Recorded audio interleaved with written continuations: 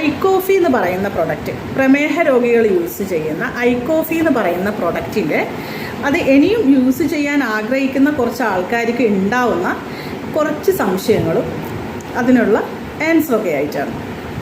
അപ്പം നമുക്ക് ചോദ്യം നമ്പർ 1 കേൾക്കാമല്ലേ? ഐക്കോഫി ഒരു മരുന്നാണോ? അല്ല, ഐക്കോഫി ഒരു ഫുഡ് സപ്ലിമെൻ്റ് ആണ്. എന്ന് വെച്ചാൽ ഒരു പോഷക ആഹാരമാണ്. നെക്സ്റ്റ്, ഐക്കോഫി ആർക്കെല്ലാം യൂസ് ചെയ്യാം?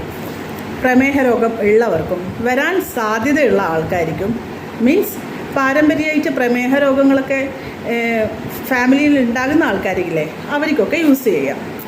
നെക്സ്റ്റ്, പ്രമേഹം ഇല്ലാത്ത ആൾക്കാരെ ഐക്കോഫി യൂസ് ചെയ്താൽ ഷുഗർ ലെവൽ കുറഞ്ഞു പോകുമോ?